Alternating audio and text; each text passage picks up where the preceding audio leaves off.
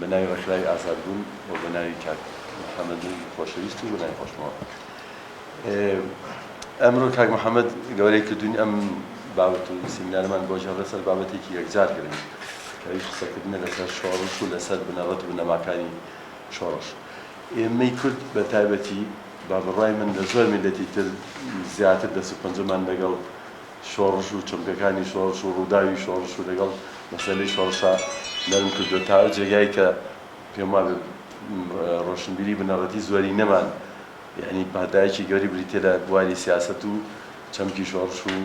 تێڕانی شۆڕژێڕەکان زاڵ بەسەرمان. شۆڕش مەسەلەیەکی زۆر گەورەیە، ڕووداوێکی زۆر گەورەیە لە مێژووە. ڕووداوی وا گەورەش لە پەرەسەندن و جوڵەی کۆمەڵگەکانە گومانی تیانێک کە بەبێ هیچ پێشینەیەک ناخۆڵخێ لە پڕێکە، هەم پێشینەی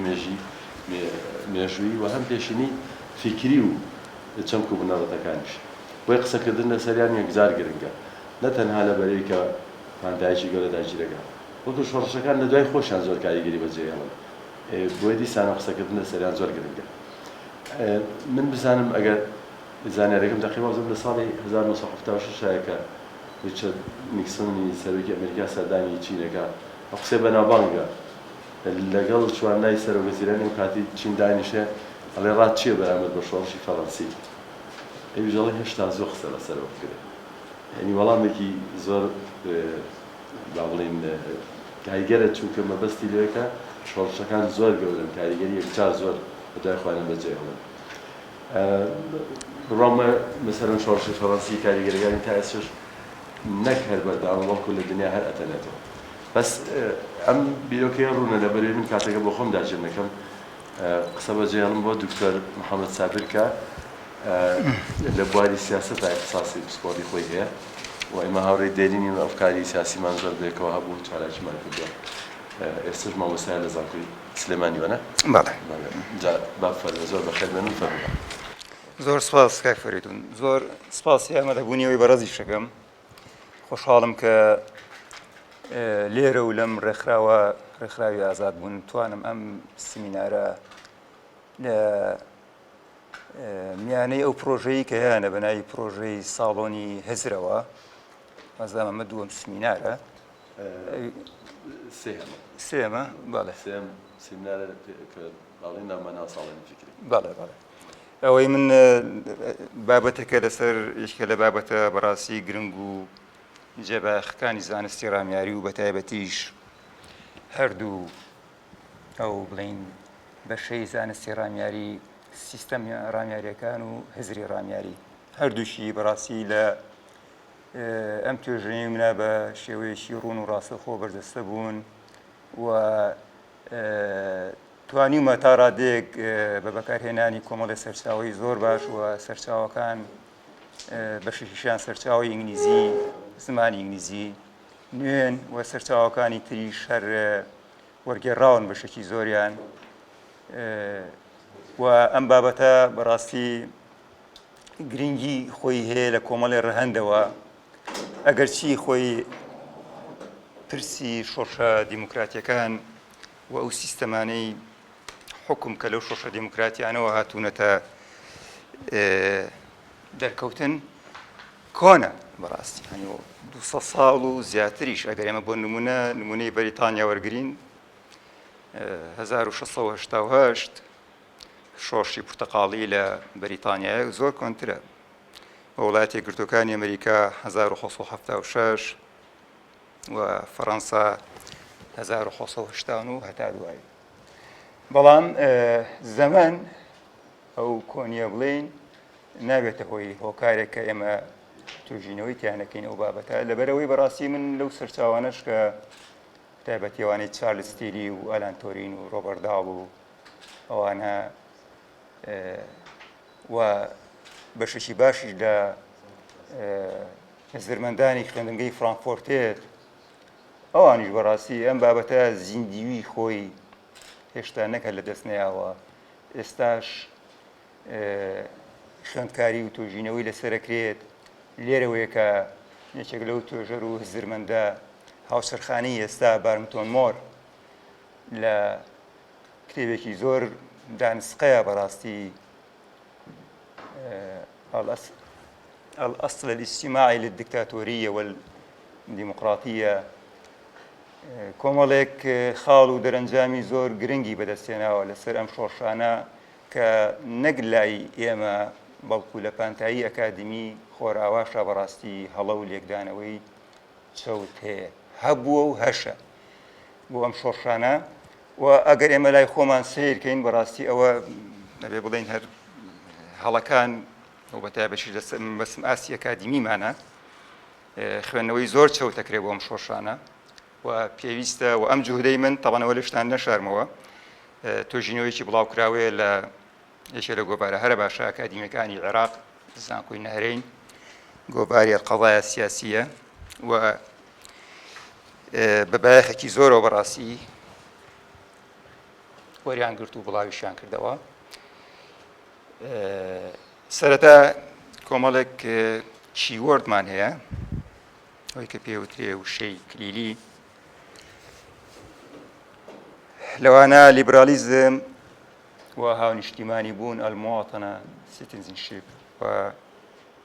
مافە سروشتەکان ئەم سێ وشەیە وشەی کلیلین لەم توێژینەوەی منە وشەی تریژەیە چەمکی تریشمان هەیە بەڕاستی بەس ئەم سیانە زیاتر سەبارەت بە لیبرالیزم باسکال سلان کە خۆی یەکێکە لە هەزرمەندە هاوچەرخەکانی لیبرالیزم و یەکێکە لە هەزرمەندە هەرە ناودیارەکانی ئێستای ئاراستەگەری لیبرالیزم بەم شێوەیە پێناسەی لیبرالیزمەکات ئەڵێ لیبراڵەکان ئەوانن کە پاڵپشتی سربەستیە تاکیەکان دەکەن لە هەموو دەرکەوتنەکانی ژیان و لایەنەکانیدا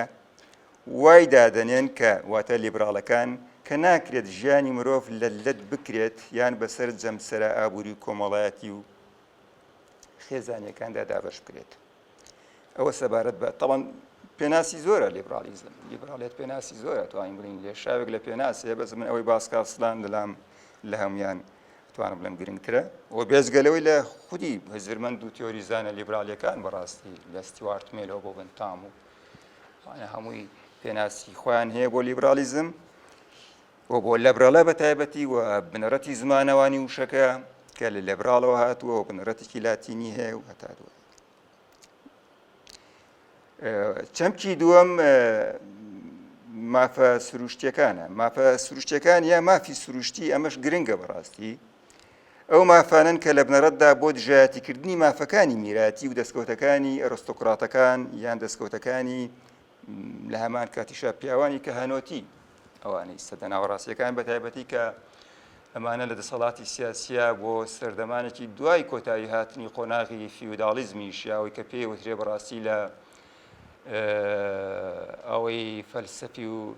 هزری نوێ و هاوچەرخەوە وەسفێکی وردی هەیە پێی وترێ سەدەکان قۆناغی سەدە ناوەڕاستیەکان و هەندێک خوێنەوەی تریژەیە بە سەدە تاریکانی ناوزە دەکرێت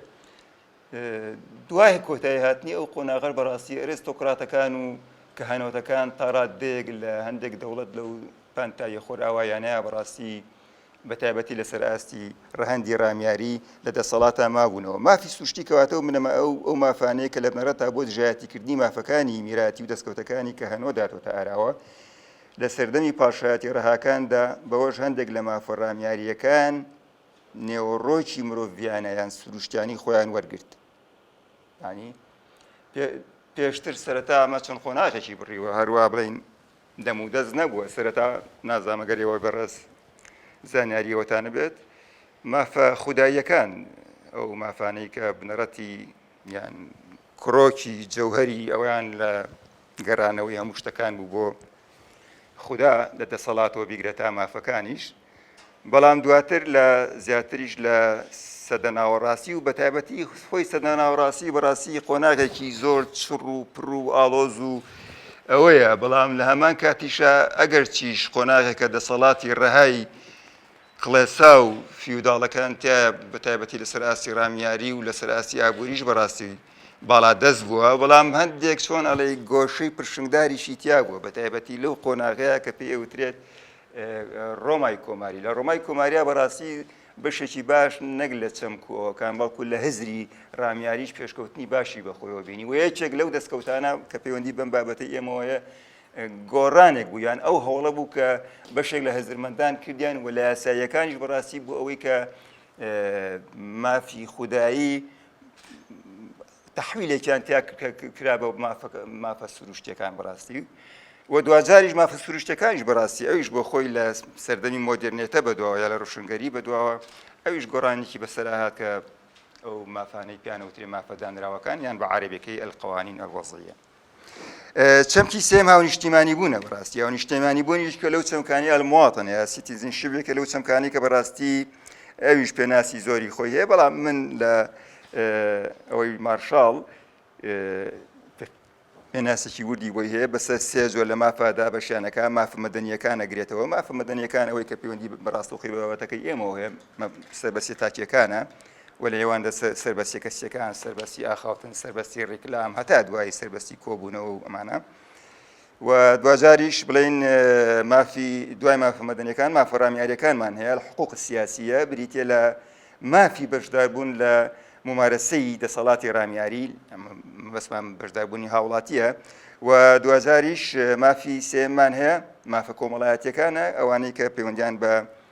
خوێندن و پەروەردە و تەندروستی و خزمەت گوزاریە کۆمەڵایەتیەکانەوە هەیە. ئەم توێژینەوەیە بەڕاستی وەکو گرنگی توێژینەوەکە هەچەندە لە سەرەتاشەوە گرنگەکەیم تا ڕادەیەک باس کرد هەر ئەوە نیە پەیوەندی بە پانتایی بڵین خۆر ئاواوە هەبێت یان ئەو پانتایە جوگرافیکە زیاتر شۆڕشی پیشەسازی و شۆڕشە دیموکراتیەکانیش تەبعاً و سەرمایەداری وەکو سیستەمێکی جیهانی تیا دەرکەوتووە و تا ئێساش درێژەی هەیە و دوجاریش بەڕاستی ئەمە ئەویش لە خۆیان هەڵگری کۆمەڵێک گۆڕانکاری ترە لەسەر ئاستیەوەی کە بە چەمکی دیموکراسی چونکی دیموکراسیش بەو مانە و بەو دەلالەت و بۆ پێناسەی کە ئێستا بڵین بوونی هەیە لەوێ یەکەم جار بەو شێوەیە نەبووە کۆمەڵە ناوی جۆراوجۆری هەیە بەهەرحاڵ بەڵام ئەم توێژینەوەی من ئەم دیراسەی من بەڕاستی لە بەشێکی ئەتوانم بڵم گرنگە هێناومەتەوە لینکێکی بەستۆتەوە بە ئەم کۆمەڵگەیانی کە بە کۆمەڵگەکانی دامێن ناو ئەبرێت یان جاران بڵین لە پێش یا لە کاتی سەردەمی جەنگی ساردا کۆمەڵەکانی جیهانی سێمیان پێوترا و ئێستا ناوگەلێک جۆراوجۆر هەیە بەس کۆمەڵەکانی دامێن و دامێنی دامێن زیاتر گونجاوترە و ئەم کۆمەڵگەی کوردی خۆشمان بەڕاستی کۆمەڵگەی دامێن نییە دامێنی دامێنە ئەچێتە ئەو بوارەوە پرسەکانی دیموکراسی و دەسەڵاتی سیاسی و مافەکان و سربەستیەکانی تاک بەڕاستی ئێمە ئەتوانین جۆرێک لە بەراوردکردن هەچەندە بەداخەوە یان ئەگەر ئێمە ئەو ناسینە ئەو دەرەنجامانەی کە پێ ئەگەین لە توێژینەوەیەکی ئەواوە ئەگەر بێنین بەراوردی پێین لەگەڵ ئێرە بەڕاستی کارەساتێکی گەورەیە کە تاشی ئێرە من وەکو تاکیش ناڵم وەکو ئاستی ئەوە کۆمەڵگە بەڕاستی شتێکی وا لە مافەکان نازانن ئەسڵەن مافەکان لە باشترین حاڵەتی لێکدانەوە و خوێندنەوە و تێگەیشتنی چەوت و سەقەت هەیە بۆیان بەڕاستی کە هیوادارم من لە کاتی خۆیان بتوانم بێمە سەرەوە. کێشەی ئەم توێژینەوەیە کە گرنگە گرفتی توێژینەوەکە سێ پرسیاری سەرەکیم ئەوە کردووە بەڕاستی کە خۆی ئەو سێ پرسیارە سەرەکیە بەڕاستی دەرخەری ئەوەیە کە ئەوەی کە لە سەرەتاوتم مەسەلەکانی دیموکراسی و مەسەلەکانی مافەکانی مرۆڤ و سەربەستیەکانی تاک بەو شێوەیە نییە کە زۆر کەس تێگەیشتووە من ئاخواتم زیاتر لە ئەکادیمیەکان و ڕۆشنبیرەکانە بەڵکو واقع شتێکی ترمان پێڵێ کە ئەو سەرچاوانەش بۆی ئاماژەم بە سەرچاوەکان کرد لە غەیری ئەوەی کە هەندێک سەرچاوی فرانکفۆرتەکانی تیاتر هەموو سەرچاوەکان بەڕاستی سەرچاوی خودی تیۆریزان و توێژەران و هزرمەندانی نوێ و هاوچەرخی لیبرالیزم خۆیەتی.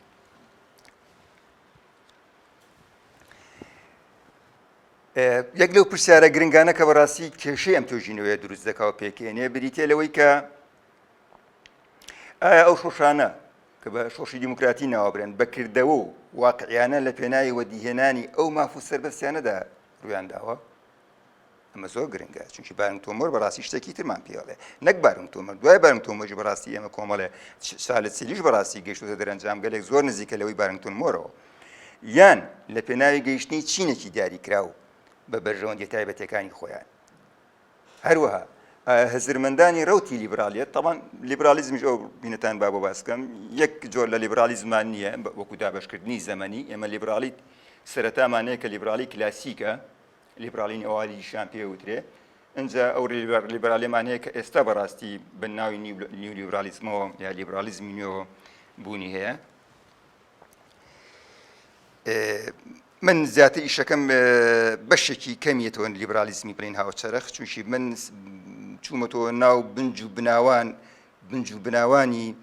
دەرکەوتنی لیبرالیزم و ئاراستەگەریەکی هزری و فەرسەفی و دوازاریش تەحویلبوونی بۆ ئاراستەگەریەکی سیاسی کۆمەڵایەتی کەەوە زۆر گرنگە. سەرەتا خۆی لیبرالیزم ئاراستەگەریەکی سیاسی کۆمەڵایەتی نەبوو، ئاراستەگەریەکی هزری بوو. ئەم خاڵە زۆر گرنگە، چونکی ئەم خاڵە بەڕاستی لەگەڵ گریمانە ئەسەمپشنی تۆژینەوەکەیە ئەمان بەستێتەوە بەیەکەوە، لەبەرەوەی ئەو لیبرالیزمەی کە سەرەتا لە کەوانەیەک وەکو ئاراستەیەکی هزری بوونی هەبوو و دەرکەوتووە، بەڕاستی جیاوازێکی باشی هەیە. ئەویش سەیری کەن تەناقوزاتەکان هەر لەناو خودی لیبرالیزم شاو تەناقوزاتانە ئێمە بەرجەستەی بوونی هەیە، نەک بڵێن لەسەر ئاستی سیستەمی حکم و دەوڵەتی نوێکە وەکو ئەو چوارچێوە بڵین سیاسیە دامەزراوەی کە سیستەمی حکم ئەوەی کە ئێستا بڵین درێژ ئەوەی کە ئێستا هەیە بە ناوی دیموکراتی پێشکەوتوەکان و دیموکراتی ڕێکداکوترا و دیموکراتی نوێنەرایەتی ئەوانە بەڕاستی هەمووی درێژ بۆی ئەو هینەیە. ئەمە لیبرالەکان بەڕاستی جیاوازی زۆر ئەویان هەیە لە هەر لە سەرەتاشەوە لەوانی کە پیانەوتە لیبرالیزمی کلاسیک یا لیبرالە کلاسیکەکان، ئەوانە بەڕاستی بەبێ هیچ من ئەو سەرچاوانێکی خوێنومەتەوانێ و سەرچاوی بنەڕەتیشن و بەڕاستی ئەوانە بەشێکی باشیان ئەگەر جۆرج ستیوارت میل و بنتامی لێ دەرکەیت، زۆربەی ئەوانی تریان بەڕاستی ئاخاوتن لە تاکەکەن، تاک بەگشتی تاشی مرۆڤ. بەڵام بەداخەوە دوجار کە لیبرالیزم لە ئاراستەیەکی هزری و فەرسەفی و ئەگۆڕێت بۆ ئاراستەگەریەکی سیاسی کۆمەڵایەتی، ئەو وێستگە گرنگە زیندووە بەجێڵێت بۆ بەرگێکی تر و سروشتێکی تر لە بەرەکات کە بەڕاستی زاڵ ئەبێ بەسەریا تا ئێستا دەتوانین بڵین لەم پرسە و لە زۆر پرسی سەرەکی ترا کە پەیوەندی بە کڕۆکی دەرکەوتنی لیبرالیزم لە پەیوەند بە مۆدرنێتەوە ڕۆشنگەری و ئەو دەرەنجامانەی کە ڕۆشنگەری لەگەڵ خۆیان هێنابی و خودی لیبرالیزمی ژەکێکە لەو ئاراستەگەریە هەزرانی کە دەرەنجامی مۆدرنێتەیە، بەڕاستی شتی ترمان پێڵێت و دوورکەوتنەوەی زۆر گەورە هەیە. پرسیاری سێم بریتە لە بەڵا هەر پرسیاری دوم هەزرمەندانی لیبرالیزمی کلاسیکی بانگەشەی سەربەستی و مافەکانی تاکیان کردووە بەبێ لکاندنیان بە چینێکی دیاری کراوەوە، یان بە تاکەکانی ئەو چینەوە بە ئەفرادی تەبەقەیەکی بڵین کۆمەڵایەتی معەنەوە لەو کۆمەڵگە سەرمایه‌دارانی کە ئەو شش دیموکراتیانە تیا ڕوویاوە. دوا پرسیاریش بەڕاستی کە کێشەی توێژینەوەکەم پێکێنێ بریتێ لە ئایا ئەوەی کە من وەکو پاشگرێکی ناونیشانەکەش ئەو تەمادی فی التەطبیق، تەمادی فی التەطبیق یعنی لە کوردی خۆمانە خۆتزیینەوە یا خۆ بواردن لە جێبەجێکردن، هەر لە سەرەتاوە ینی کێشەکە لێرەیە، نەک لە بواری لەسەر ئاستی پراکتیک بڵین کردەی، لەسەر ئاستی هزریش لیبرالە کلاسیکانیش بەڕاستی حەزەریان هەبوو لە مەسەلەکانی دیموکراسی و بەشداری سیاسیانەی تاک لە پرۆسەی سیاسی و ئەوانەیە ناشاردوێتەوانێ بە تایبەتیش لە یەکێک لە ڕەگەز و بنەما هەرە گرنگەکانی دیموکراسی کە پرسی هەڵبژاردن و دەنگدانە، یان ئەوەی کە زۆر جار بە الاقتراع عام ناوە بێت دەنگدانی گشتی، لەوەشە بەڕاستی ناشارد و دژایەتی ئاشکرای خۆیان کردو بۆ پرسانە و بە پراکتیکیش ئێمە دوایە من ئاخاوتنی لێ یەکەم ئەی سەرمێنین کە بالفعل وا بووە، ناکرێت ئەو مەسەلانە بکەینە موڵکی لیبرالیزم.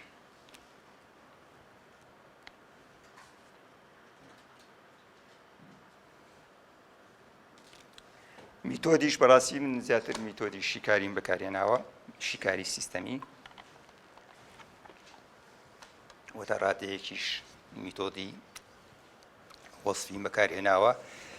میتۆدی مێژویش تەقریبەن بەکار هاتووەوە، شتێکە دیارە خۆی لەگەڵ بابەتەکە.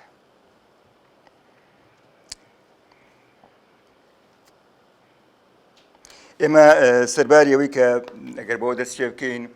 پرسی سەربەستەکانی تاک و مافەکانی تاک یەکێک بوون لەو پرسانەی کە تەوەرەی سەرەکی ئەو شۆشە دیموکراتیانیان پێگێناوە، ئەوەش وەکو لە سەرەتا وتم لە بەستنەوەی ڕووداوەکانی دوای ڕۆشنگەری بە تایبەتی لەسەر ئاستی کۆمەڵایەتی ڕامیاری لێکەوتنی ئەو شۆشانە بە قۆناغی پێش بڵێن مۆدرنێتەوە،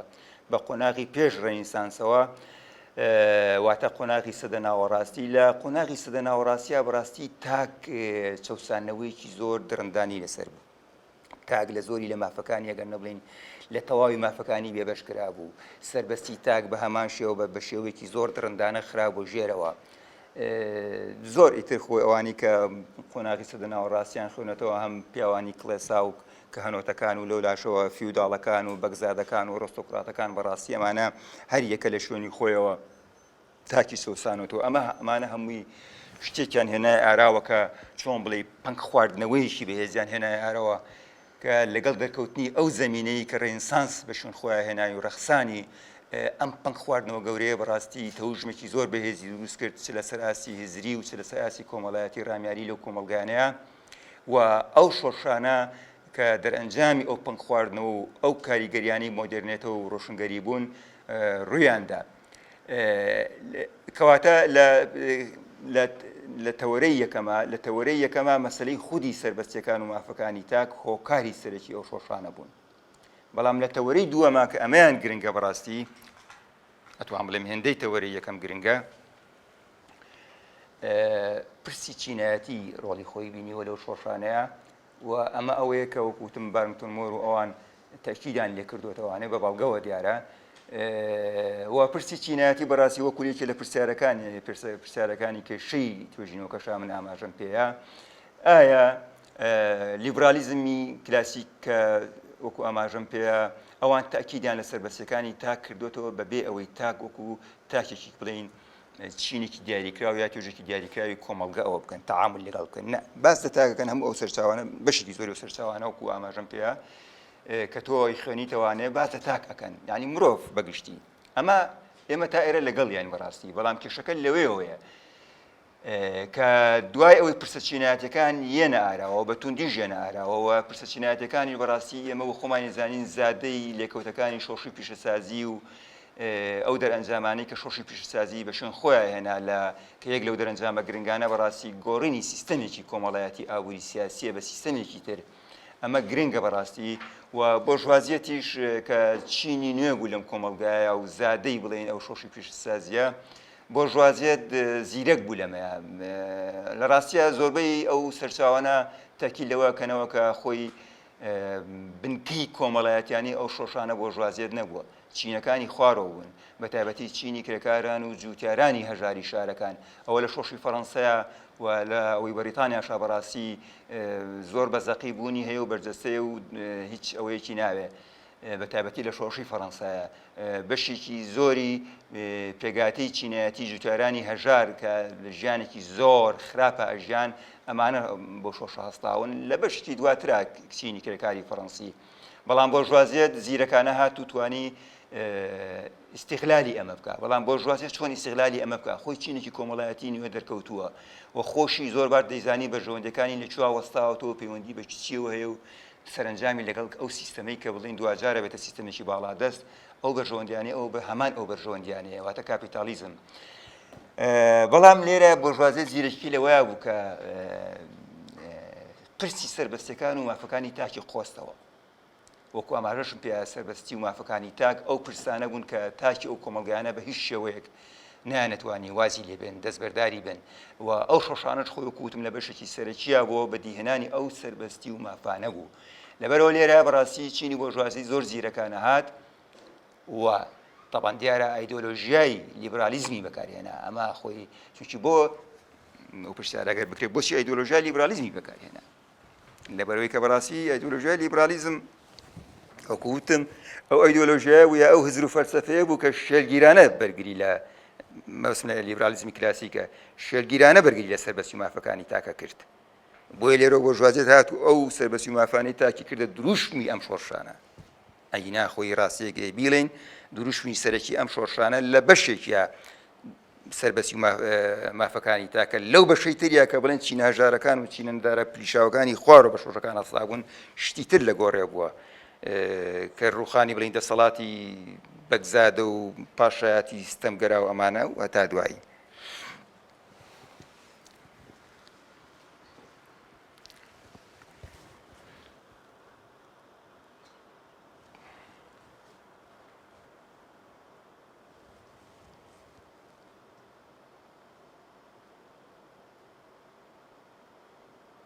کەواتە لەسەر ئەگەر بەوەستان لەسەر ئەو ڕاستیانی سەرەوە سەبارەت بە ڕۆڵ و بەشداری چەمکی مافەکان لە ڕوودا و بزاوتە ڕامیاری کۆمەڵاتەکانی سەردەمی نوێدا بوونەهۆی ئەوەی کە هزری ڕامیاری نوێش بەیەخێکی گەورە و قوڵ بداتە ئەم چەمکە بە هەموو ئاراستە و خوێندنگەکانیەوە نەک تەنات لێبرالیزمیش بەڕاستی خۆی مارکسیزمی لەگەر ئاماژەیەکی پێبێن بەڕاستی ئەگەرچی مارکسیزم زیاتر چەقبەندی لەسەر پرسە چینایەتەکانەکە بە تایبەتی مەسەلەی ململانی چینایەتیوانە بەڵام مارکسیزمی لە شوێنێک لە شێوەنەکانە یا لە وێستگەیەک لە وێستگە گرنگەکانی بەڕاستی ئەویش تاکی لەسەر بەستەکانی تاکە کاتەوە بەڵام ئەو لە چوارچەوەی با بڵێن ئەوەی کە پێی ئەوترێت ئازادی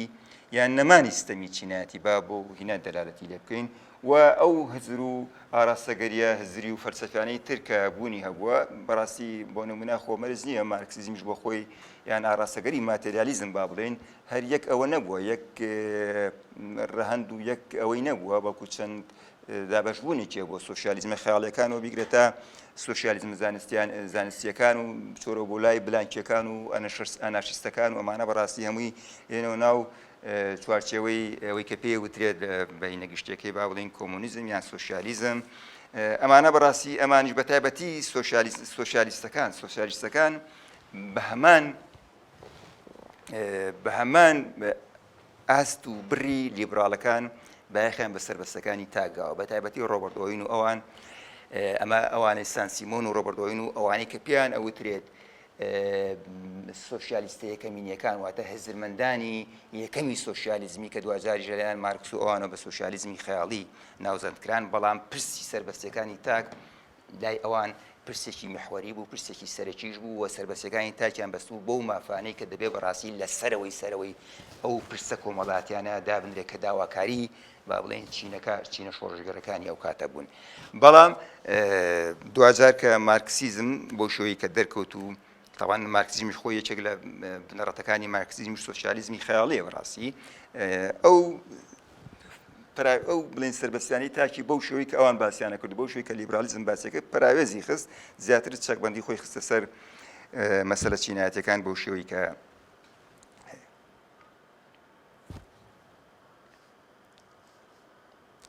بەو شێوەیە لە کاتێکە کە لە قۆناغی کلاسیک ئەگەر شتێک لەوە هین بکەین یۆنانی کۆن بۆ نمونە و تا ڕادێکیش قۆناغی سەدەناوەڕاستی چەمکی مواتەنە هاونیشتیمانی تەلها ینی سێری ئەم شتانە بکەین بەڕاستی من بۆیە لە سەرەتاوت مەگەر بەراورد بکەین لەگەڵ کۆمەڵگەی خۆمانە یان هەندی مەرجیژە کۆمەڵگەی خۆمان بۆ نمونە هەندێک کۆمەڵگەیەک و لوبنانی و ئەمانەش کە زۆر دواکەوتونەوە کارەساتی گەورەیە یانی تۆ بۆ نمونە سەیرێکی لە سەردەمی یۆنانی کۆنا 2000 ساڵ پێش ئێستا چەمکی مواتەنە بوونی هەبوو چەمکی مواتەنە شاونیشتیمانی مانە ڕاستەقینەکە یا مانە ڕاستەخۆکەی ئەوە بۆ کە تاک بێ بەشداری پرۆسەی سیاسی بکە باش تاک ئەبێ فەرد ئەبێ ئیندیڤیدوال ئەبێ بەشداری لە دەسەڵاتی سیاسیە وەرە ئێستا من لەگەڵ ئێستای خۆمانە بەراوردی کۆمەڵگەیەکە بەشێکی زۆری ئەم کۆمەڵگەیە دەسەڵاتی لەدەست دوو بنەماڵایەت شەقبەند کردووە زۆری کەسیش بەڕاستی زۆری تاک با بڵین لەم کۆمەڵگەیە و شتێ بلاوە تا ڕادێک توانین بڵین ئاسایەوە لەوە بینی کە تۆژێکی دیاریکراو هەیە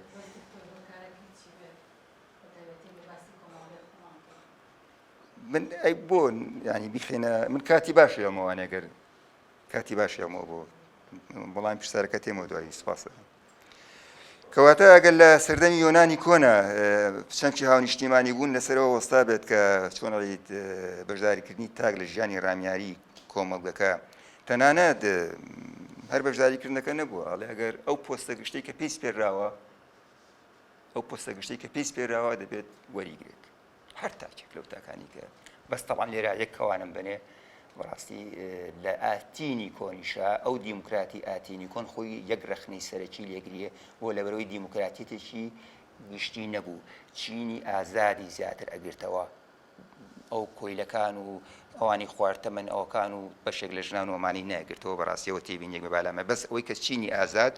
ئەوانەی کە لە زڵنی چینی ئازاد بیانەکانیشی نێگرتەوانێ ئەوەی کە لە زڵنی چینی ئازادا بۆ بەڕاستی بۆی هەبووە بەشداری ڕاستەوخۆ بکە لە پرۆسەی سیاسی دەسەڵات و لە وەرگرتنی پۆستی گشتیە کە ئەمە لە ئێستەی ئێمەشانیە من تاکێکم ئەو تاکێکە تۆ تاکێکی ئەتایە بەشداری سیاسی بکەیت و پۆستێکی گشتی وەرگریت مستحیلی مستحیلات ئەگەر هەر تاکێکی کۆمەڵگە ئەمەی تیانێ بڵێت تاکی ئەم چینەیە ئەم توێژە کۆمەڵایەتی یان ئاینەکان یان نازانم چی یان فڵان ئاینزە نە هەر تاکێکی ئەو کۆمەڵگەیە یا هەر کۆمەڵگەی لەو کۆمەڵگانە بەڕاستی بەشێکی لە ئیرادە کە ئەڵێ بەشێکی لە ئیرادە گشتی بەرەکەوێ وانە واتە بەشێکی لە سیادە بەرەکەوێ ئەمە دەستکەوتێکی گرنگە کە مافەکانی تاک لەلایەن بڵین هەزەرمەندانێک و ڕۆسۆ بەسترایەوە بە سیادەوە بەسترایەوە بە دەسەڵاتی سیاسی و بە شێوەیەکی ڕاستەوخۆ لەبەرەوە بەڕاستی ئێمە لە ئەخەوتنکردنمان لە سەردەمی نوێ و لە پرسی چەمکی ماف ناکرێت ئاخەوتن لە ڕۆسۆ نەکەین و بە تایبەتیش لە ئەو دەستکەوتە گرنگە یان ئەو پەرەپێدانە گرنگەی کە لەم بوارە هێناوێتی ئاراوە. طبعاً ڕۆسۆ وای بۆ چێ کە دەسەڵاتیان سەروەری لە کۆمەڵگەدا دەگەڕێتەوە بۆ هەر تاکێکی کۆمەڵگەکە. ئەم هاوبابەتیەش دەلالەتێکی ڕوونی هەیە لەوەی کە دەسەڵات لە حکومەتی نوێدا بۆ ئەوە دەسەڵات لە حکومەتی نوێدا بۆ ئەوە دامەزراوە کە بەرجەستەی ماف بکات. حکومەتی نوێ بەسمان لە دەوڵەتی نوێ بەسمان لەو سیستەمانەیە کە ئەم شۆڕانەیە نانیارەوە دەسەڵات لەم سیستەمانەیە بۆ ئەوە دامەزراوە کە بەرجەستەی ماف بکات واتە مافی هەموو تاکێک لە کۆمەڵگەیە. ئەمە پێش 200 ساڵ ئەم بیرکردنەوەی ئەم جۆرە لە بیرکردنەوە و لە تێگەیشتن بۆ مافە بووە. ئێمە ئێستا لە ئێستەی خۆمانە ئاسمان و ڕێسمان هەیە بۆ شتە دەسەڵات لێرە بۆچی دامەزراوە بۆ دامەزراوە کە نوێنەندەی هەر تاکێکی کۆمەڵگەکە بە پێچەوانەکەی بێتی. لەبەرەوە بەڕاستی ئەگە بەراورد بکەین ئەوە خۆی وەڵامی بەڕێسی شتە من وردە وەڵامی ئەو پرسیار و پرسیارانی تریش ئەگەرە بێت لە پەیوەند بێرەیە تاوان مەبەستیشمەوە ڕاستی لەبەرەوە ئێمە من بەلامەوە گرنگە کە ئەم ڕێکخراوە بتوانێت بنیادی شتێک بنێ بەڕاستی بەڵام ئەو بنیادنەش پرۆسێکی قورسە چۆن تاکێم کۆمەڵگەیەوە وای لێ بکەی یا تێیگەێنی یان ئامادەی بکەیت یا بیهێنیتە سەر ئەوەی کە بزانن یەک مافەکانی چییە سەربەستیەکانی چییە لە چوارچەوە ڕاستەقینەکەیە و پەیوەندی ئەم و دەسەڵات و سیادە و ئەوانە پەیوەندیەک بێ بەڕاستی ئەمانە زۆر گرنگە ینی بەڵێ هیوادارین بەڕاستی ئەو هینە بێت بەس دوای بەخەوت نەکەین پێم خۆشە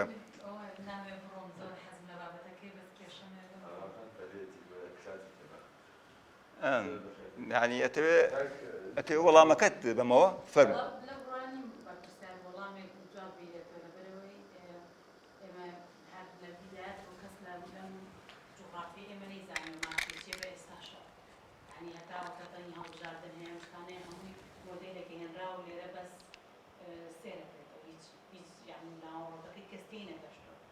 سیاسەکانیشمان بەردەوامی بڵێن نووسە و ڕۆشنبیر و شتەکانە بەردەوامی باسی ئەو مۆدێلانەکەن کە لە دەرەوە و لە مێژووە چی ڕوویەوە بەڵام نەگەشتوتە ئەوەی بچێتە ناو کارەکانی ئێستاوە کە ماف چییە دوایەوە بیرمان نەچێمە لە دوای سەدام و لە دوای دەسەڵاتێکی دیکتاتۆرە کە هەموو تاکێکی ئەم وڵاتی خەسانە بوو ئەمان هاتنە سەر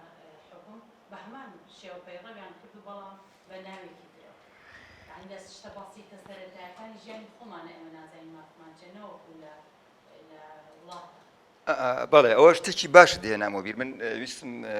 لە سەرەتاوە ماژەی پێ بەس بەداخەوە ئابانخان زۆر بەخێر ڕۆژنامەگەری هونەرمەند و خۆشنبیر و ڕۆژنامەگەری زۆر چالاک و لاوەڵەندا ئاشی لەسەر بەسەر هاتێتەوە بۆی زۆر کەمان خۆگەریش بەشدار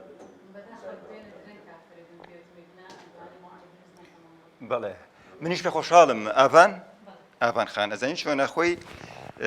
لە کۆمەڵگەی کوردی ئێمە کارەسات چییە ئێمە ئەگەر ئەم بەشەی کوردستان وەرگرین بزاوت لەم کۆمەلگانە بەڕاستی زیاتر ئەگەر سەردەمی نوێ وەرگرین و تا ڕادێکیش هاوچەرخ تەڵەن ئەمە ئێستا بوو بە هاوچەرخ وەخۆ ئەوەی پێوتێت تاقیبی زەمەنی بزاوتێکی ئەوەی من لەگەڵەوە شانی بە بزاوتی نەتەوەیشتیوە هەڵەیەکی گەورەیە ینی ناو برێت بەڕاستی ینی کارەساتی گەورەیەم کۆمەلگەی ئێمە و بواری ئەکادمی و بواری ڕۆژمێریشمان بە تایبەتی چەمکەکان بە هەڵە باسەکەین لە خۆیەوە لە بزاوتی نەتەوەی بزاوتی نیشتیمانی حیزبی نیشتیمانی هەیە زۆر سێرە ئەڵێت ئەم ئەحسابە قەومیە شۆ بابە ئەوە ئەمانە ئەستەن بە هیچ پێناسەیەک لە پێناسەکانی نەتەوەی بەسەرانە ناگونجێت تۆ چۆن ئەم چەمکە بەسەر ئەمانایینەکەی جا خۆ بێ دەست ماسکن بەڕاستی کە تۆ ئەو وەسفە گرنگ و گەورەیان پێبەخشی کە زۆر دوورن لەوەی زۆر دژین ئەمان زۆر دژی ئەو شتن تۆڵی تۆن ئەو ناویان پێدەیت بەڕاستی کێشەی گەورەی ئەم کۆمەلگانە ئالێرەوەی ئابەقان ئەستەن ئێمە بۆ ئەم پرسەکانی تاکو و مافەکانی تاکو ئەمانە بەو شێوەی لێهاتووە هەتانەوە دوو یەک ئەوەی کە هەبووە بزاوتە سیاسیەکان بەناوی بزاوتی ڕزگاری خوازی نیشتیمانی ئەوانەوە بەڕاستی ئەوەی شۆڕشی نوێ بێ شۆڕشی ئەیلول بێ بەڕاستی بگەڕێتەوە بۆ قۆناغەکانی بڵین پێشتر سەردەمی شێخی نەمر و ئەمانە بە هەندێک ئەوە من ناتوانم بڵم هەمووی وەکویەکەوە بکەم بەڵام ئەو چوارچێوەیە ئەو فۆرمەی کە هەبووە لە تێکۆشان یا لە بزاوت ئەو بزاوتە سیاسیە بووە کە بەناو بزاوتێکی بڵین نیشتیمانیانەتەوەی بووە لەم بزاوتانەیە ئەمە ینی ئەمە هینەکە گرنگەکەیە بڕۆ هینەکان بخوێنەوە خۆ ئێمە با لە خۆمانەوە نەکەین بەڕاستی بۆ خۆم متابعاتی مێژووی ئەوەشم هەیە لەسەر کورد توێژینەوەشم هەیە بەڕاستی ئەبێت تۆ بچی بەرنامە و پرۆگرامەکانیان بخوێنیتەوە هەر لە پارتی دیموکراتی کوردستانەوە باشەکە لە 46 دامەزراوە و پارتی هیوا پێشتر و ئەو ڕێکخراوانەی خۆی بوونەوانە کە لە بیستەکان و ئەوانە کۆمەڵی دارکەر و ئەمانە تەواوی ئەو پارت و ئەوەکان کە لەو پارتی بێ لە پارتیوە پێ پارتی هێوی و کۆمەڵی ئەو بەشەی کۆمەڵی اتحاد و تەرەقی و ئەمانە بەڕاستی بڕۆ بەرنامەکانیان بخوێنەوە یعنی هەتا ئێستاش پەیرۆ پرۆگرامیان بخوێنەوەوانە بزانە شتێک هەیە لەسەر مافەکانی تاک و سەربەستەکانی تاک ئەوان نازام ئەوان تۆ خۆت وەڵایم بەرەوە من ئەوەی کە پێت ئەڵم چییە ئەڵم بۆچی ئەم پرسانە بۆ نەبووە ئەوان لە بەروی بەڕاستی لە چوارچێوەی ئەوکە پێوتێت نەتەوە ئازاد بێ نیشتیمان ئازاد بێ باشە داگیرکەر هاتووە تا دوای ئەو شتانە ئیتر پرسەکانی تاک و سەربەستیەکانی تاک و ئەمانە بەڕاستی دوای ئەوەش کەسایەتێکی وایتیانە بۆ بڵێن ڕۆشنبیر و نەک ڕۆشنبیر بۆمانە منەزیریمان نییە ینی ئەمە کێشێک ئەو بەتایبەتی بۆ ئێستاش منەزیرمان نییە ئێمە لە کێشگەورەکانی بەڕاستی نەبوونی تیۆریزان و هزرمەندە کامە هزرمەندی کوردە خۆ ئەم چەمکانەش بەڕاستی تۆ ناتوانین لە خۆتۆ چۆن نەیهێنی کێ بینێتە ناو ئەم بزاوتانەوە بەشێکیان لەژێر ئاراستەگەری مارکسیزما بوون هەر خودی پارتیوا بەسەر دوو بەشەوە بوو بەشێکیان چەپەکانی پارتیوا بەشێکیان نەتەوەیەکان بوون ئێتر ئەمە وەستا پارتی دیموکراتیش خۆی بەڕاستی تا کۆنگرەی 4 پەیرۆ پرۆگرامەکەی باز تەبەنی مارکسیزمی کردووە ینی من مامۆستای زانکۆ پێڵم دوو مامۆستا لە زانستی ڕامیاری ئەوە نەبێ ئاگابن ئەڵێ کە سەرپەرشتی توێژینەوەیان ئەڵێ پارتی دیموکراتی کوردستان دژی مارکسی بووە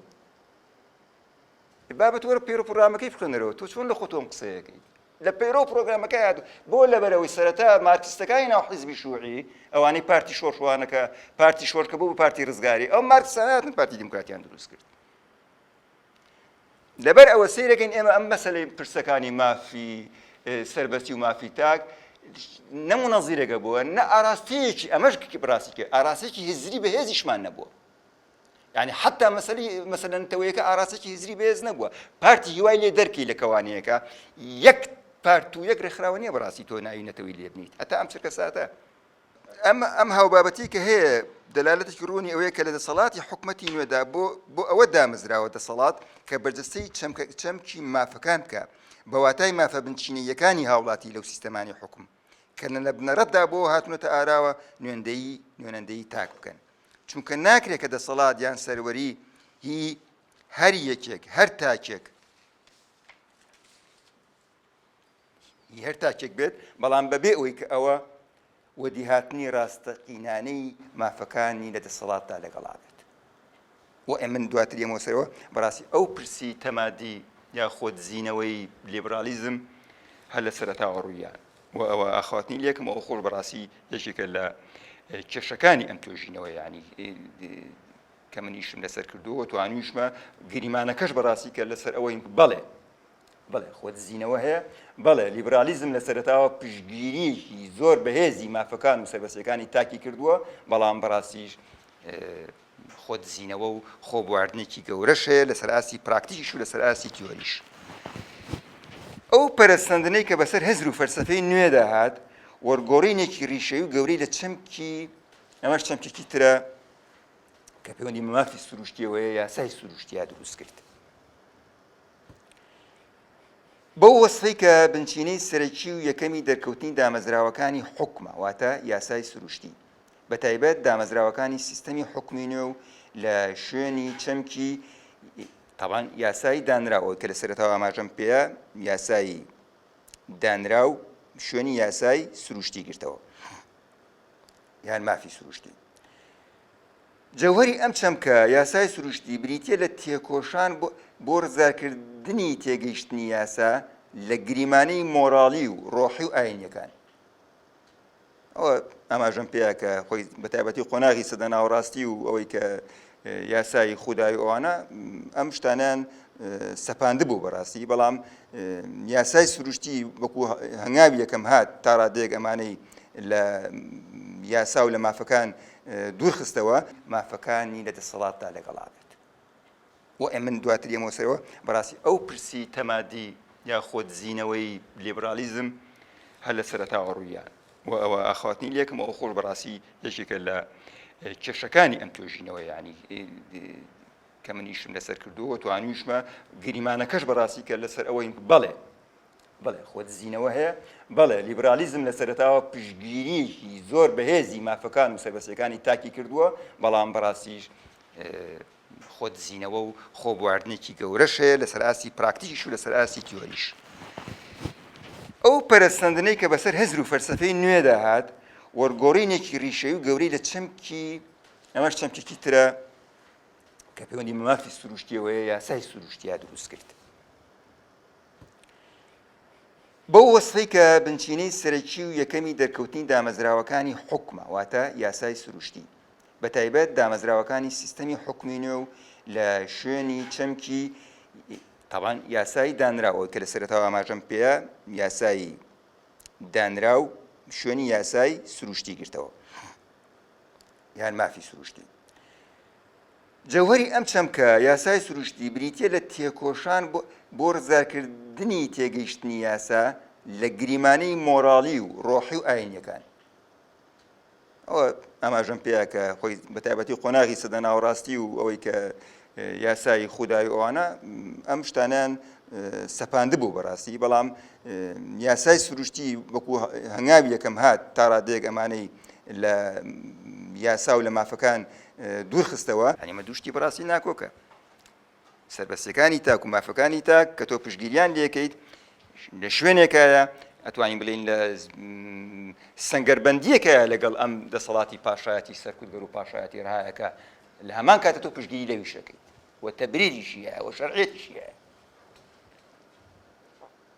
کەواتە ئەم زنجیرە لە تەناقوس، ئەم زنجیرە لە ناکۆکی بەڕاستی لە خودی هزر و فەلسەفەی لیبرالیزم هەبوو، لە خودی هزرمەندەکانی شابوونیە بوو، لە خودی پراکتیکی شابوونیە بوو. ئەمانە ئەو ئیشکالێتە بنچینەی و ڕیشەی و مێژوویانن کە تا ئێستا لیبرالیزم ناتوانێت خۆی لێت دەرباز بکە. بە تایبەتیش نیو لیبرالیزمە لە ئێستاە، نیو لیبرالیزم هات ئەوەندەی تر چۆن بڵێ قوڕەکەی خەس کردەوە. ئەو هەنگاوانەی کە لیبرالیزم نابووی هەنگاوی باشی تایە ناتوانین ئێمە ئینکاری لێ بکەین بەڕاستی، بەڵام نیو لیبرالیزمە بە ئاشکرا ئەگەر متوانم لە بابەتی سیمینارێکی ترا چونکە بۆ خۆی بابەتێکی ترە و قوڵترە و ئیشکردنی ئەوەی دەوێت نیو لیبرالیزم بە ئاشکرا هات ئەوەی کە ئەو خشتەی کە لیبراڵە کلاسیکان نابیوانە سەر یەک لەم بوارەیە ئەم بەڕاستی بە تەواوەتی ئەوەی کردەوە.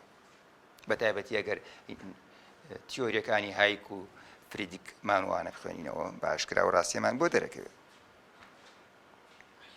کەواتە هۆبز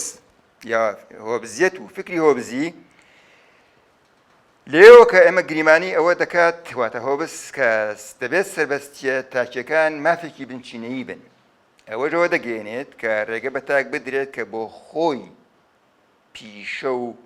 باوەڕە جەوهەریەکانی دەستنیشان کات. ئەمە گرنگە کە هۆبز پشگیری دەکردووە تاک بۆ خۆی پیشەی خۆی دەستنیشان کات، تاک بۆ خۆی باوەڕە جەوهەریەکانی خۆی دەستنیشان کات و تا دوایی. و لە پێناوی مامانجەشدا مافی خاوەنداری بوون دەبێتە خواستێکی تەوەرەیی. ئەمە بەڕاستی کە هۆبز هێنایە ئاراوە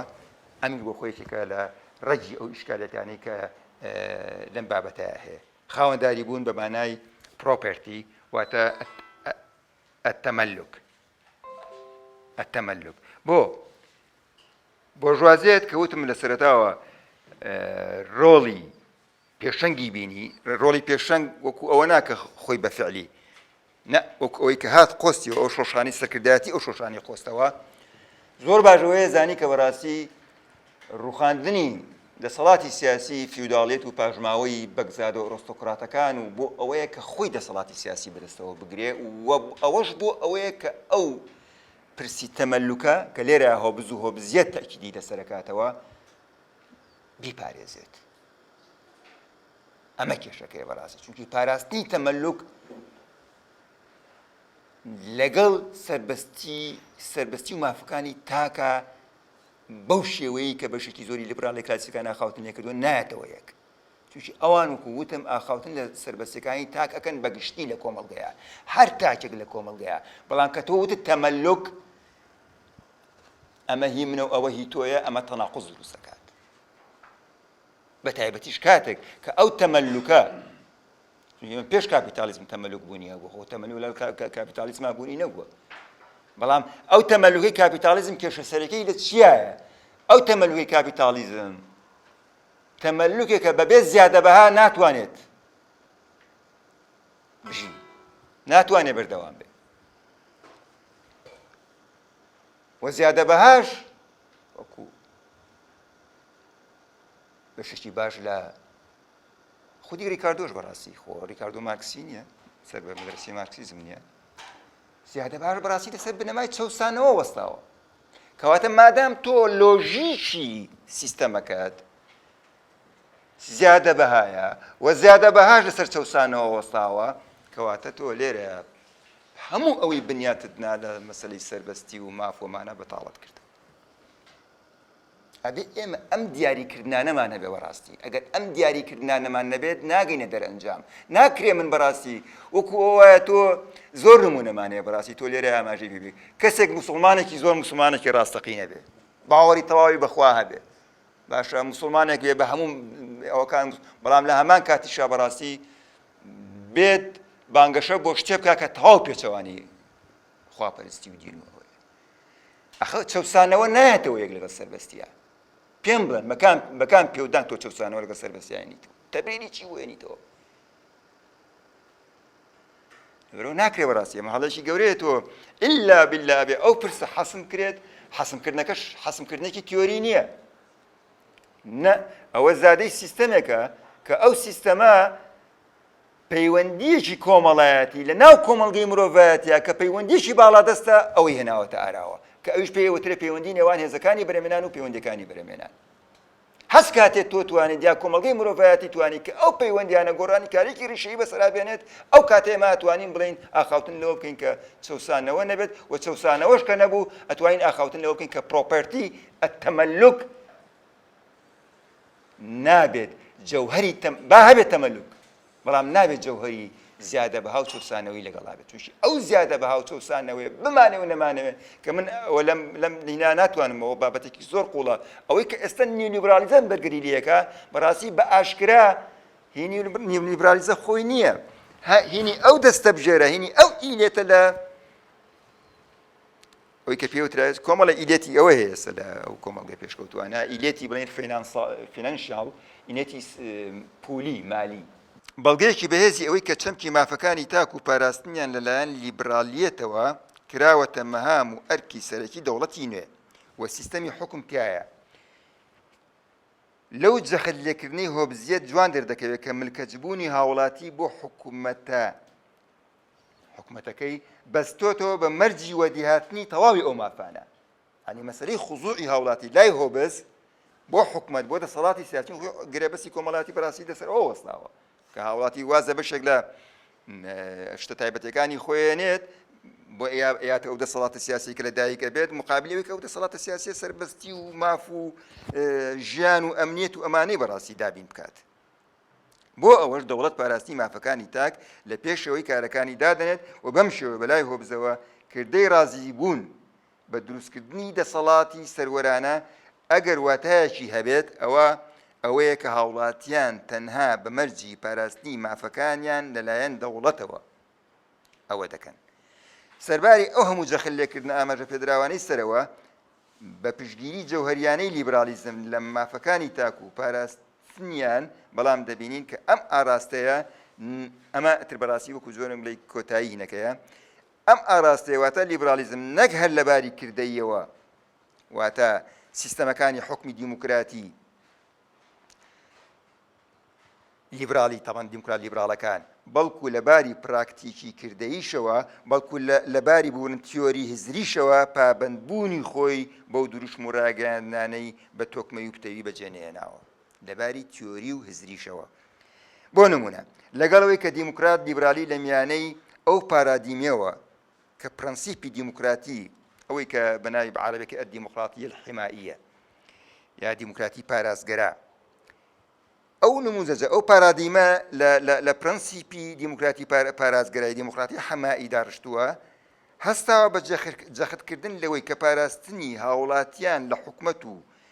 دڵنیایی لە پەیڕەوکردنی فەرمانڕەواکان لەو ڕامیاریانەی کە گونجاو بێت لەگەڵ بەرژەوەندەکانی هەموو هاوڵاتیاندا لە ڕێگەی مافی دەنگانی گشتیەوە. بە تایبەتیش ئەوەی کە هەڵبژێردەران توانای لابردنی فەرمانڕەوانیان هەبێت ئەو شتێک کە ڕۆبەرداڵ زۆر جەختی لێکات و بە مەرجێکی سەرەکی داناوە لە مەرجەکانی بەڕاستی کە پێوەری دیموکراسی لە ئێستایە کەچی دەبینین چەندین ناکۆکی و دالنگاوی ڕوون لەم پارادیمەدا بەرامبەر بە خودی مافەکانی تاک بوونیان هەیە واتە پرسی دەنگانی گشتی. من ئەوەیەک ئەگەر هین بێت هەر بۆ نمونە ئەمە خۆی ئەمانە هین بەڵگەی بەهێزن بەڕاستی ناکرێتەوە لە خۆتۆ بڵێ وڵاتی گرتوەکانی ئەمریکا 200 ساڵە دیموکراتی تایە ناکرێت بڵێ لیبرالی فەڕەنسا لە 1970ەوە نه سەیریکە بە هیچ پێودانگێک بە هیچ پێوەرێک بە هیچ لۆژیکێک ناتوانین تو ئەو بسەلمێنیکە سیستەمێک دەوڵەتێک هەتا 1920 هەتا 1945 فەڕەنسا تا 1945 ژن مافی دەنگانی گشتی نەبووە مێینە نیوەی کۆمەڵ یعنی مافی دەنگانی گشتی نەبووە. تۆ چۆن ئەڵێ ئەم سیستەمە لە 1970ەوە دیموکراسی وڵاتە یەکگرتووەکانی ئەمریکا تا 1920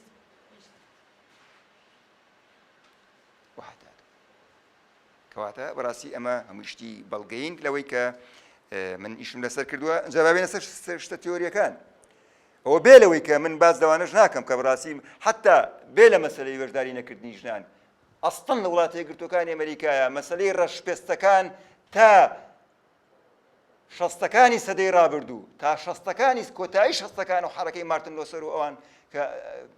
ڕەشپێستەکانی ئەمریکا مافی دەنگانیان نەبووە کۆمەڵی قیودیان بۆ داناوە یەکێک لەو قیویانە مەسەلەی ئەوەیە ئایا چەند سامانی هەیە پارەی چەند هەیە تەمەلوکی چەند هەیە یان خوێنەواری چەند هەیە یان نیەتی هەمووی بەربەست بووە هەمووی بە دۆکۆمنت هەیە بەڕاستی ئەو شتانە لە بەریتانیاشە بە هەمان شێوە. باشە ئەی شتە تیۆریەکان چیە تیۆریەکان وەکو وتم بەنسام و مەل کە لە دامەزێنەران یا لە باوکانی بەڕاستی لیبرالی کلاسیکن بەکردەوە قبوڵی ئەویان کرد کە کۆتوبەند و کۆتوبەندی تند لەسەر مافی هەڵبژاردندا بنرێت. دوو لە باوکانی دامەزێنەری لیبرالیزم بنتام و مەل بەکردەوە لە تیۆری خۆیانە لە هزری خۆیانە قبوڵی ئەوەیان کرد کە قیود کۆتوبەند ریستریکشن و قیودی توندیش لەسەر مافی هەڵبژاردندا بنرێت. بۆ ئەوەش ژنان مێیان و سێکتەرێکی فراوانی چینی کرێکاریان لەو مافە جابند کرد لەبەرەوەی کە دەیانیز کەشی ڕامیاری کۆتوبەند ئامێز بکرێت بە تایبەتی چالاکیەکانی حکومەت و دامەزراوەکان. با بێنە سەر ماکس وێبەر. ماکس وێبەر یەکێکە لەو هزمەندە لیبرالیانەی کە بەڕاستی بەشداریکردنی زۆر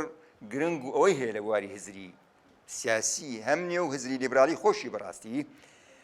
وێبەر وەکو دێڤید هێڵد لە ئەو کتێبە بەنرخەیە دێڤید هێڵد نەمازی دیموکراتیەکە دوو بەشە بەڕاستی من ئەوم لێ وەرگرتووە. وێبەر جەخت وێبەر خۆی وێبەر وەکو هزمەندێکی لیبرالی نەک بڵین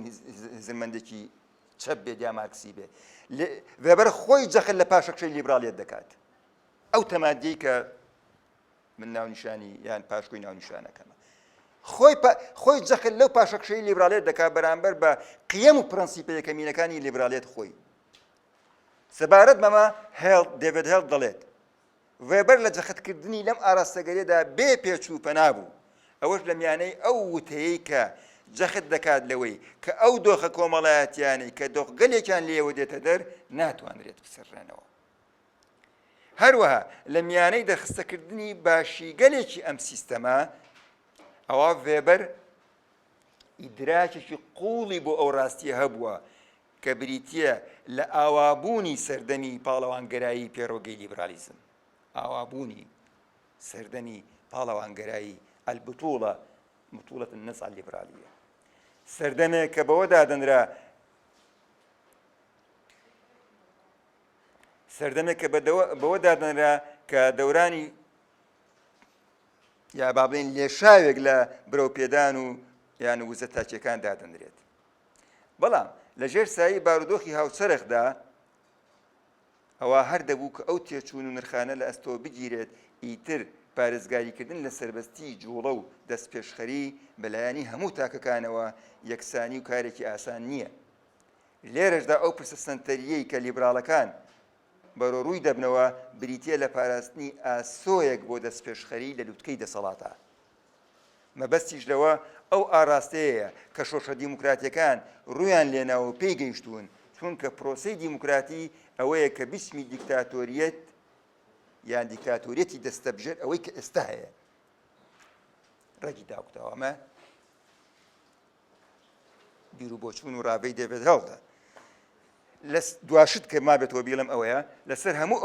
ئەوەی کە لەسەرەوە ئێمە ئیشمان لەسەر کردو وتومانە دەکرێت بڵێن کە لیبرالیەت ئیتر وەک هزرێکی ڕەخنەگری ڕادیکالی نەمایەوە، ئەوەی لە قۆناغی سەرەتا پێی ناسرا بوو. دوای ئەوەی کە شۆشە دیموکراتیەکان بە ئامانجی بنچینەی خۆیان گەیشتن لە ڕووخانی سیستەمە پاشایەتیە ڕەها و سەرکوتگەرەکان، پاشان و دوای ئەوەش ئیتر لیبراڵەکان وایان دەبینیەوە کە خۆیان گەیشت، لیبراڵەکان وایان دەبینیەوە کە لەسەر یانە لە قۆناغی نوێ داواتە دوای بەدەستەوەگرتنی دەسەڵاتی سیاسی دەسەڵاتی ڕامیاری لەدەست بگرن لەسەر زەمینەی وەرگۆڕینی بۆ هزرێکی دەسەڵات خوازی. ئەمە خاڵێکی زۆر بنچینەیە کە هەزری لیبرالیزم لە هەزرێکی ڕادیکالی ڕەخنەییەوە بۆ هەزرێکی سڵتەوی دەسەڵات خوازی وەرگۆڕا و بە درێژایی ئەو 200 ساڵ 300 ساڵی لەو کاتەوە تا ئێستا بەڕاستی دەسەڵاتی تند لە دەستا گرتووە و بەری نایەت. ئەمەش بۆ خۆی ڕاستیەکە کە ئەو دیموکراسیەتی کە لێوێ هەیە زۆر ئەخاتە ژێر پرسیاری گەورەوە کە ئێمە دەبێ وریابین بەڕاستی. دواشت هەر لە وینەیە ڕاستی دووەم بەڕاستی بریتە لە چی؟ لەوەی کە دەوڵەتی نوێ و سیستەمی حکومتیاییدا ئیتر بووە نوێنەندەی ئەم ئەیدۆلۆژیایە واتە لیبرالیزم. ئەوەش دوای ئەوەی کە ئەم ئەیدۆلۆژیایە بەهانە و ئارگومنت و بنەماهزری و تیۆریەکانی بۆ دروستکردنی بنکە ژیانی سەرەکیەکەی لە دەستور و سیستەمی ڕامیاری پێبەخشی. واتە بەڕاستی لیبرالیزم گەورەترین خزمەتی بە دەوڵەتی نوێ کرد کاتێکە ئەوەی کە خاڵی یان ڕەگەزی زۆر گرنگە لە دەوڵەتی نوێ مەسەلەی قاعیدەی قانونی و دەستور، لیبرالیزم ئەوەی بەخشی بە دەوڵەتی نوێ. بەڵام کەی کاتێک کە خۆی دڵنیا بووی تر دەوڵەتی نوێ و دەسەڵات و سیستەمی سیاسی لە دەوڵەتی نوێ موڵکی خۆیەتی. من بەڕاستی لێرە بابەتەکە تەواو زۆر سواسی ئەوە کەم